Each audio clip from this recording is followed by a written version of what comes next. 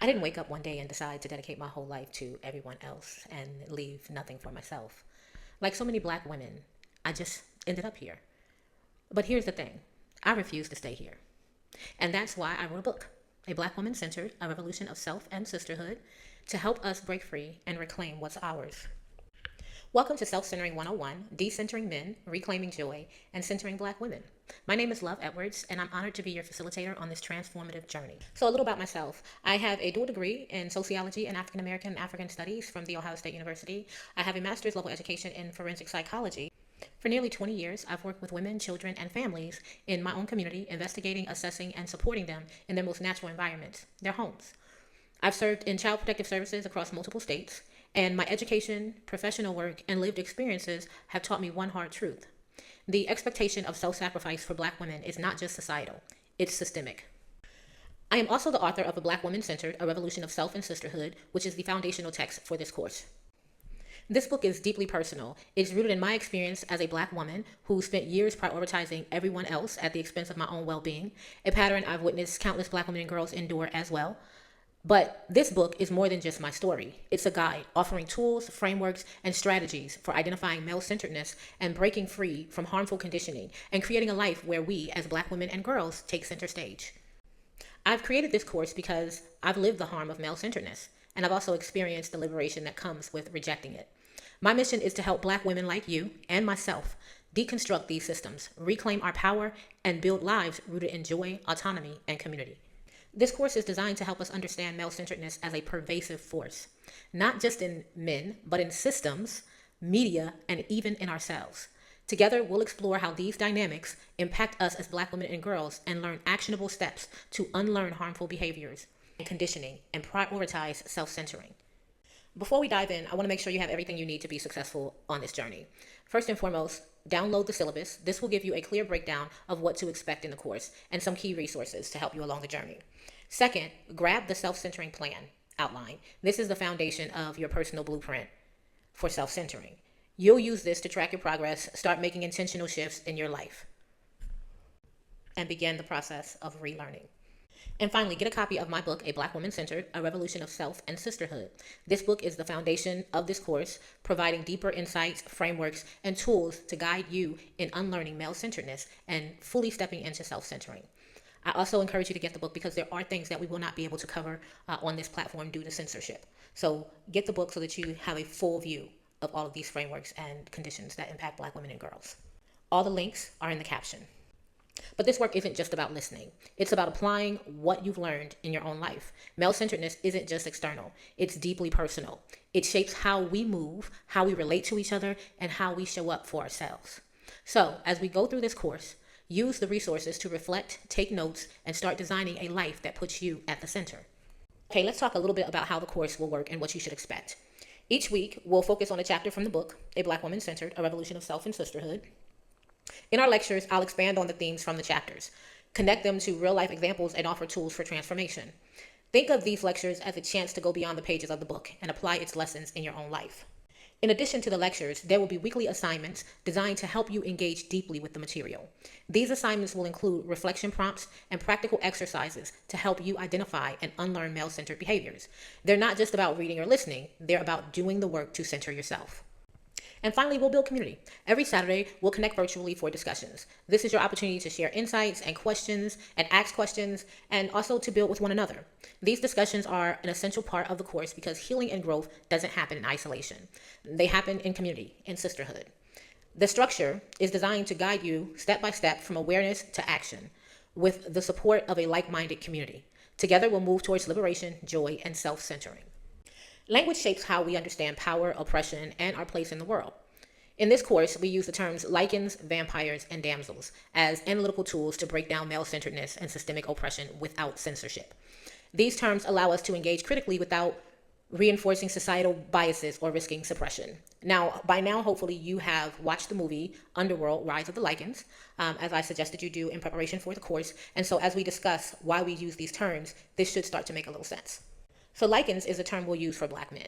Black men exist in a dual position. They are oppressed by whiteness, but also benefit from male privilege. This contradiction explains why Black women and girls experience harm from lichens while also being expected to protect and uplift them. Using this term allows us to acknowledge their oppression while holding them accountable. Now, vampires will be the term that we use for white men. Vampires represent white men as the architects of systemic control and extraction. Like the mythological vampire, they thrive on taking, whether it's labor, resources, or energy, from those they oppress, particularly black people. Their power isn't individual strength, it's systemic control. And then damsels. We'll use this term in lieu of the term white women. Damsels weaponize perceived fragility to maintain dominance. Historically and today, they use their proximity to power, particularly their relationship with vampires, their whiteness, to avoid accountability while benefiting from whiteness and patriarchy. Their innocence is a strategic tool used at the expense of black women and girls, and sometimes black men, but that is not, we will not be talking a whole lot in this course specifically about lichens. We have one chapter in the book that is devoted to damsels and lichens, and we briefly address vampires, but the focus of this book and the focus of this course is us, black women and girls. So using these terms will help us do three things. It'll help us reclaim the narrative, analyze systems without emotional bias, right? It'll also challenge implicit biases, encouraging critical thinking, beyond individual behavior. We are not just talking about the last black men you dated. We're talking about black men, lichens, as a collective. Empower ourselves. This language actually helps empower us. It helps, language shapes power. And this framework lets us engage freely and intentionally and without censorship. And now on your screen, you'll see some reflection questions, and you'll see these reflection questions throughout this lecture and throughout the course. And as you see these questions, I want you to take a screenshot or save them or write them down and engage with them. We use these terms because this is not about individuals. It's about the system, right? We're talking about systems. As we continue through the course, we'll explore how these roles impact male-centeredness and how we can disrupt them. So let's begin, okay? Let me start by reading a passage from the introduction of the text, my book, A Black Woman Centered, A Revolution of Self and Sisterhood. This should really set the tone for today's lecture. I didn't wake up one day and think, you know what? I'm going to dedicate my entire life to everyone else and leave absolutely nothing for myself. Like so many black women, I just ended up here. It wasn't a deliberate choice. It was the natural result of years of conditioning, implicitly and explicitly, that this was the measure of a good black woman. A strong black woman. But strength, as I later discovered, can be a trap. I wore mine like armor until it felt like chains. And while everyone else was thriving off of my sacrifices, I was disappearing. Living for everyone else but me didn't just make me tired. It made me angry. The kind of anger you swallow because you've been told that showing it makes you bitter. The kind of anger that keeps you up at night wondering why you must give so much while getting so little in return. And worst of all, the kind of anger that turns inward when you don't know where else to direct it. Male-centeredness isn't always loud or obvious. It's sneaky, weaving itself into the smallest details of our lives. It's in the guilt you feel when you say no, the peace you keep at your own expense, the praise you give to men who've done the bare minimum while you work overtime without thank you. It's in the little lies you tell yourself. This is just how life is. This is love. This is strength. This is the starting point of our course, recognizing the ways that male-centeredness has shaped us and claiming our power to live for ourselves, reclaiming our power to live for ourselves. In A Black Woman Centered, I define male-centeredness as a pervasive conditioning that prioritizes men's and boys' needs, desires, and perspectives over those of women and girls, including our own well-being and the well-being of other women and girls. In the text, I also state that male-centeredness doesn't happen in a vacuum. It exists because the world we live in is male-centered, a patriarchy. Patriarchy is a system of power where men hold primary control over resources, institutions, and societal norms, while women are relegated to supporting roles. It's why all U.S. presidents have been men, why Congress is a majority male, and why men dominate corporate boardrooms and decision-making spaces. Men center men. And because they control the systems we all depend on, like government, business, media, education, everyone else is forced to do the same, center men. Under patriarchy, conditions are created that compel women to center men. Men own the businesses, set the hiring standards, and dictate who is deemed worthy of professional opportunities. Capitalism is built to favor men, rewarding traits they're allowed to display freely while punishing women for the same behaviors. Need a job to eat? You're at the mercy of a male-centered male-dominated system to determine if you're professional enough. Need housing? The landlords, the real estate developers, and the bankers who decide your fate are predominantly male. For black women, patriarchy intersects with racism, creating a unique layer of oppression. Patricia Hill Collins in Black Feminist Thought reminds us systems of oppression are not discrete, they're interlocking.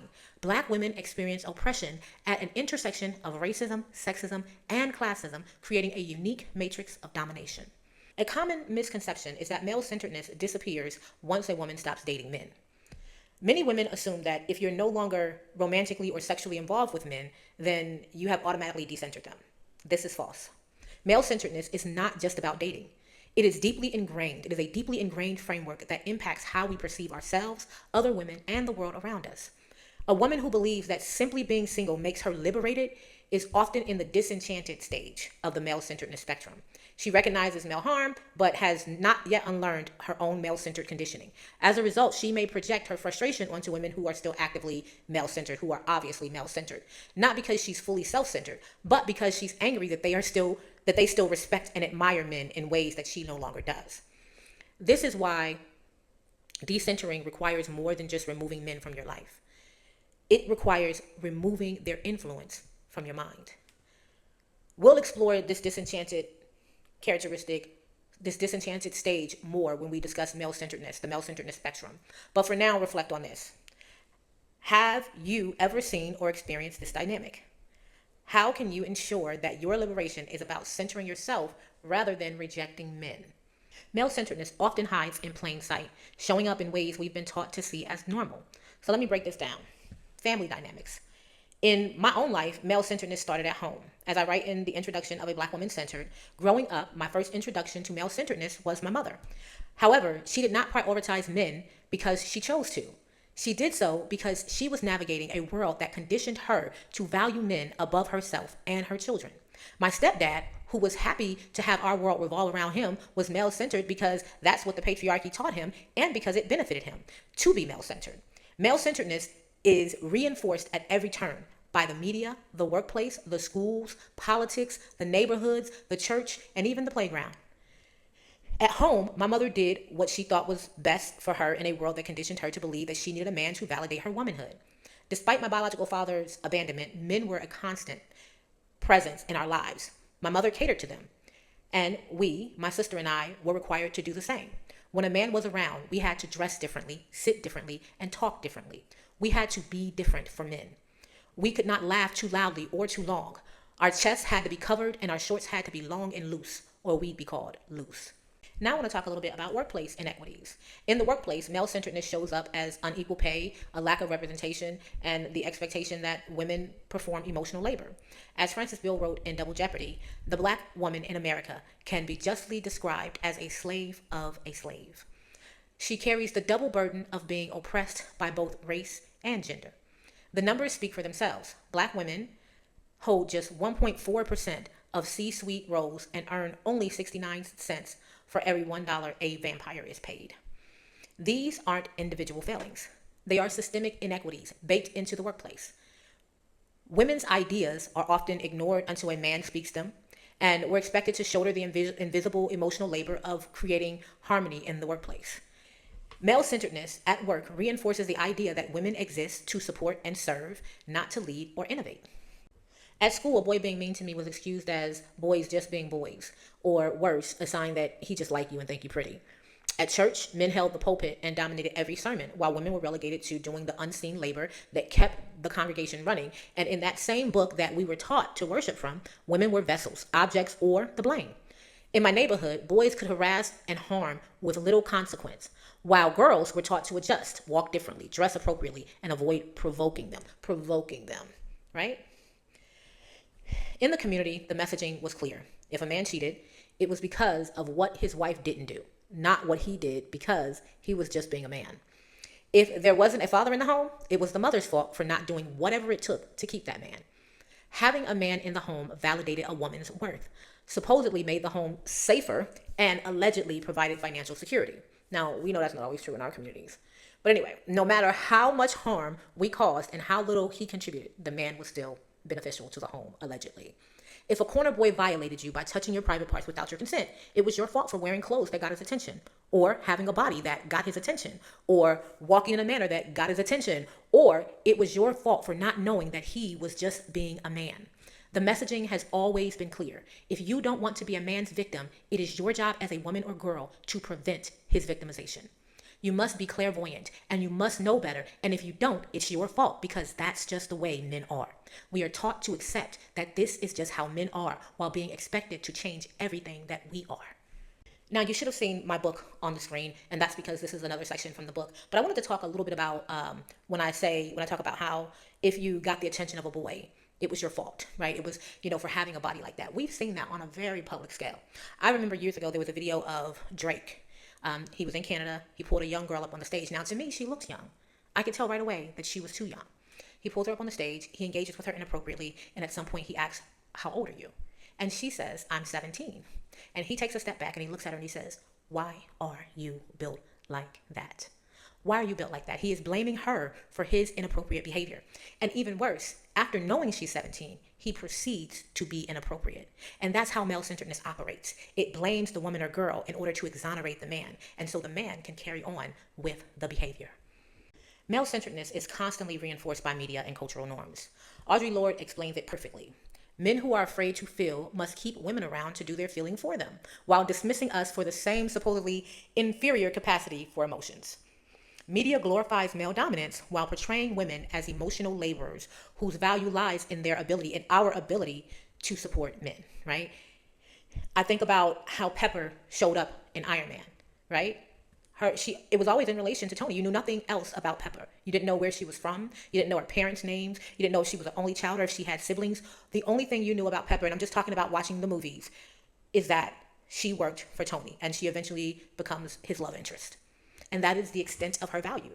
Her value doesn't exist beyond her relationship to this man. I want you to think about how many times you've seen this kind of theme show up in television, right? Because we've been fed this messaging our whole lives, right? So I say we see it in movies where men are the heroes and women are side characters, only relevant if they're helping a man succeed. Faith communities mirror this pattern, relegating women to supporting roles while men dominate leadership. Even in education, boys' disruptive behavior is excused as boys being boys, while girls are held to a higher behavioral standard. Now, I want to back up again because we talked about faith communities and we're talking essentially about churches. And I'm sure that you may have seen, and if you haven't, you can go back and you can find it because it still exists, unfortunately, a video of a young girl in a church going up before the church and apologizing for being pregnant. You don't see a man. You don't see a boy. She's not standing there with a boy and they're not both apologizing for participating in an action that resulted in her pregnancy. No, she has to take on this responsibility solely. She is the only person accountable. Now, we'll talk a little bit more about this later in the course, but I'd be very curious to find out who the father is because we also know that a large percentage of the children born to teenage moms, underage moms, are actually fathered by adult men. And I wonder what would happen if we held these. I know what would happen if we held men accountable the same way that we hold these young girls accountable. I know. But this conditioning is everywhere. The world isn't just male-centered, though. It's white male-centered.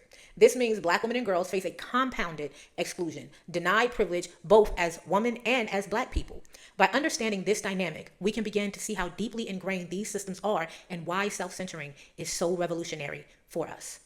Centering yourself allows you to establish boundaries, and it allows you to say no to prioritizing others at our own expense, right? It allows us to invest in our growth, to focus on our personal, professional, and creative goals. Self-centering also helps us build authentic relationships. You can create healthy connections rooted in respect and equity when you are self-centered. And self-centering also helps us to support sisterhood. It empowers other Black women. It empowers us to support and help other Black women without depleting ourselves, right? Now, male-centeredness doesn't just appear in obvious ways. It's embedded in our habits, beliefs, and choices, shaping how we see ourselves and others. So I developed 9 traits, and these 9 traits help us to define male-centered behaviors, and they show how conditioning influences us to uphold the system of harm. We'll go over these 9 traits in detail as the course progresses, but right now I want to introduce you to these traits. So, trait number 1, she centers men. She prioritizes men's needs, opinions, and approval over her own well-being, right? She seeks out male validation. Trait number 2, she competes with other women. She sees other women, and we're talking about the male-centered woman, so she sees other women as rivals instead of allies. Number 3, she exonerates men by blaming women. She justifies male harm, and she often shifts the blame to women in order to do so. Number 4, she treats male children and female children differently. She adultifies girls while enabling and coddling boys. Number 5, she's homophobic. She upholds rigid gender and sexual norms that reinforce male dominance. Number 6, she weaponizes male tactics against women and girls. She uses gaslighting, shaming, and domination instead of solidarity. And she weaponizes these tools against other women because she cannot do it to men. She consumes male-centered media. She absorbs and reinforces male-centered narratives through her media. And when I say media, I mean every form of media: books, TV, news, social media, any form of media, sports, video games, any form of media you can think of. And we'll explore these traits in a lot of great detail, I promise. Number 8, she can be an abuse recruiter. She pressures women to stay in harmful relationships, or she might introduce you to someone who is harmful and expects you to give him a chance and be kind and see the good in him, right? She lacks empathy for women and girls, and this is a big one. We're going to talk a lot about empathy throughout the course. She lacks empathy. She's distrustful, she devalues, and she dismisses women, making sisterhood nearly impossible, right? This is one of the reasons why we as a community are very disconnected, Black women. So we're going to talk a little bit about the male-centered spectrum. And below you'll see a graph. This graph illustrates the stages of male-centeredness based on how many of the 9 traits a woman exhibits. So the 9 traits that we just explored, those now help us to understand where we lie on the spectrum, right? And we'll talk a whole lot more about this spectrum. But the reason why we have this spectrum is that we're all male-centered, but it just shows up in degrees. There's levels to this, right? The fewer traits that a woman exhibits or embodies, the closer she has moved towards self-centering and liberated, right? And that is the goal. So stage 1 is the extremely male-centered woman. She exhibits 9 traits. She is fully immersed and she fully reinforces male-centeredness. She competes with women. She seeks male approval and she lacks empathy for women. The predominantly male-centered woman, she exhibits 6 of the traits. And so she is still not safe for the community, although she has moved a little bit further away from male-centered, extremely male-centered. Then you have the disenchanted woman. She'll exhibit at least 4 traits. She may question male-centered dynamics, but she hasn't fully unlearned them, right? Then you have the transitioning woman, and she'll exhibit at least 2 traits. She's actively working to unlearn male-centeredness, and she's trying to replace those with self-centering practices. And I think this is where many of us will find ourselves. This is where I find myself on the spectrum. And my goal is to be liberated and self-centered. This woman exhibits 0 traits. She is fully self-centered and she prioritizes her own joy and autonomy and sisterhood. Now, these are the things that it's important to know. As you move along the spectrum, you go from being extremely unsafe for other Black women and girls to being safe, completely safe, right? This spectrum isn't fixed. Growth is intentional. The goal is to recognize where you are and move towards self-centering. This chart breaks down the key differences between the extremely male-centered woman and the self-centered woman. Now, these shifts go beyond habits, right? There are fundamental changes in mindset that determine whether a woman is prioritizing herself or still operating within male-centeredness, right? This is not about shame. We've all been socialized into male-centeredness, but once we recognize these patterns, we can make the intentional choice to unlearn them and reclaim our power. So let's walk through the key shifts that happen when a woman moves from extremely male-centered to self-centering. So the extremely male-centered woman, she's going to put men's needs, approval, and opinions above her own. The self-centered woman, she's going to put her own needs, desires, and well-being first without guilt. The first step of self-centering is deciding that your needs matter more than male approval. Many of us were taught that prioritizing ourselves is selfish. Being self-sacrificing was strong. But centering men has never served us, and only they benefit from it. Now, number 2, let's talk about how the extremely male-centered woman will view women versus how the self-centered woman will view other women. The extremely male-centered woman sees women as competition, constantly comparing herself. The self-centered woman, she builds sisterhood and trust with other women, and you cannot do that if you're constantly in competition with women. Competition between women is a patriarchal tool meant to keep us divided. A self-centered woman knows that another woman's success doesn't take anything away from her. Instead of competing, she builds community. Now let's talk about how the extremely male-centered woman views men versus the self-centered woman. So the extremely male-centered woman sees men as the natural leaders, right? She believes they are entitled to dominance. The self-centered woman holds men accountable and rejects male entitlement. A male-centered woman sees men as authorities over her life. A self-centered woman refuses to give them that power, and she demands accountability instead of making excuses. Being extremely male-centered impacts the decision-making, right? So an extremely male-centered woman will make choices based on how men will perceive her. She's seeking male approval, male validation. The self-centered woman, she makes decisions based on what's best for her. A self-centered woman does not adjust her dreams, behaviors, or personality for men. She does what aligns with her values, regardless of male approval. You hear the liberation the more I describe the self-centered woman. It's just liberation on top of liberation on top of liberation. But let's talk about boundaries. The extremely male-centered woman struggles to set boundaries and feels guilty when she prioritizes herself. I've absolutely been here. I'm still there. And that's the thing, too. These traits show up very subtly and very differently and how they play out in your life can vary. And I think that's one of the things that we really need to understand. Competing with other women is very subtle, and we'll talk a lot more about that, especially next chapter. But the self-centered woman, she sets firm boundaries and she enforces them without apology. She's unapologetic. Boundaries are an act of self-respect. A self-centered woman understands that she doesn't owe anyone access to her time, energy, or space. No is a complete sentence. The extremely male-centered woman and accountability. Well, she blames women for their own mistreatment and excuses male harm. The self-centered woman, she holds men accountable. She supports women in calling out harm and not victim blaming. A male-centered woman will victim blame or protect men from consequences. A self-centered woman will refuse to excuse harm and stand firm in her truths. Media consumption, right? The extremely male-centered woman consumes male-centered media that reinforces patriarchy, and men control a majority of the messaging, a majority of the media. If it's mainstream, a man had something to do with it. Whether he directed it, produced it, financed it, men have a lot of control over the media that we consume. So the self-centered woman, she curates media that affirms and empowers her. And we'll be doing this too throughout the course. We'll be adding songs to playlists that empower us, that we can listen to on a daily basis. And we'll share some movie ideas too that we can watch that are self-centering. I don't know very many, but we'll come up with some. What we consume shapes us. A self-centered woman is intentional about the messaging that she absorbs. She rejects anything that glorifies male dominance or respectability politics. And that's a lot of TV. That's a lot of movies you got to get rid of, right? And then there's relationships with other women, right? So the extremely male-centered woman, she distrusts other women and she engages in gossip and shaming and competition. The self-centered woman, she builds meaningful, supportive relationships with women. She's in community with women. Male-centeredness thrives on division between women. A self-centered woman unlearns distrust and chooses sisterhood over competition. Now, that doesn't mean you're just letting anybody in and giving anybody access, because you got boundaries, right? So most self-centered women are finding themselves in community with other self-centered women because we want to be safe and we deserve safety. Now, how does she respond to male harm? The extremely male-centered woman, she defends, downplays harm, or she blames women for their own abuse, right? The self-centered woman, she's going to name that harm, and she is going to protect herself and other women by calling out that harm. A male-centered woman, she will gaslight and silence women who speak out, just like men, right? She's going to weaponize those tactics that men often use on her against other women and girls. A self-centered woman refuses to stay silent. She believes women and she stands with women.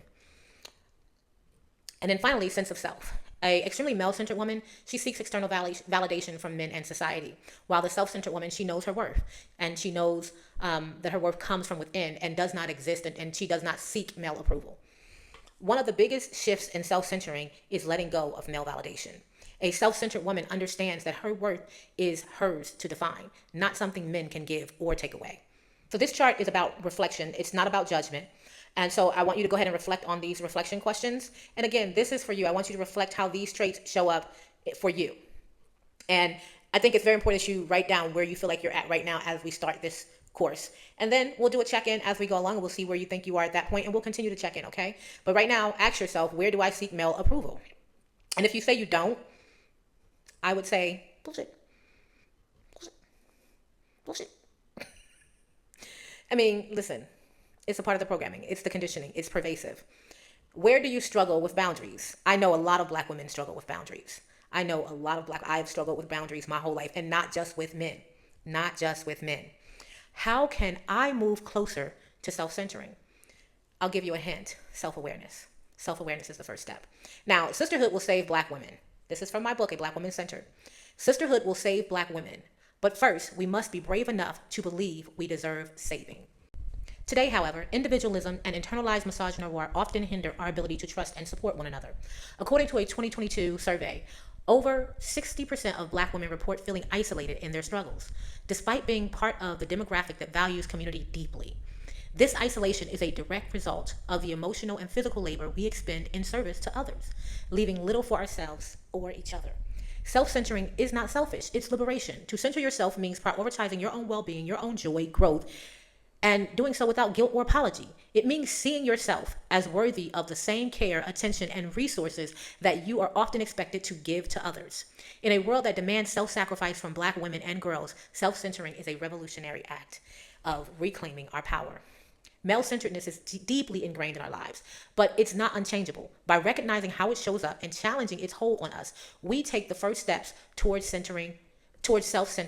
Liberation is a process, one that begins with awareness and is sustained through intentional intentionality, sisterhood, and the unrelenting belief that we are worth the effort. To decenter is to center yourself. And to center yourself is revolutionary. Together, we can redefine what it means to live, love, and thrive as Black women and girls. Now, as you reflect on this chart, I want you to ask yourself, where do I still operate as a male-centered woman? Where do I still prioritize male approval? Where am I still in competition with other women? Every step you take towards self-centering is a step towards liberation, joy, and autonomy. Now, I want to talk a little bit about what to expect for the next lecture. In our next lecture, we will begin with a deep dive into the frameworks that shape male-centeredness and the forces that sustain them. So we will explore patriarchy and the tools of patriarchy. Basically, we'll talk about how power structures reinforce male dominance. We'll talk about misogynoir and anti-Blackness, how race and gender oppression intersect uniquely for Black women and girls. We'll talk about the adultification of Black girls and how Black girls are treated as older and less innocent than their peers. We'll talk about generational trauma and how these systems have shaped us over generations and how we can begin to break these cycles. So let's talk a little bit about the assignments, right? And our next assignments before the next class. This course is designed to not just unlearn male-centered conditioning, but to actively reclaim our power through intentional reflections and actions. So every Thursday, I will be posting course assignments to TikTok as outlined in the syllabus. These assignments are designed to help you engage with the material in a practical and transformative way. This week's assignment will be the mirror work assignment. And don't worry, again, I'll be posting more about that on TikTok on Thursday. Now, whenever you complete any course assignment, be sure to use the hashtag self-centering studies 101. This is so that I can find you and so that others can find you, so we can support each other, share insights, and build community. Your self-centering journey deserves to be witnessed. And by being witnessed, it can be an inspiration. So this hashtag will help us track our growth and showcase our growth as well, to encourage other Black women to participate. Now, again, the first assignment will be the mirror work assignment. That will be posted on Thursday. This practice is a powerful tool for shifting your mindset, rejecting harmful conditioning, and affirming your self-worth. Self-centering is a practice, and it starts with you. So let's do the work together. I'll see you on Thursday on TikTok. Thank you so much for joining me for my first lecture.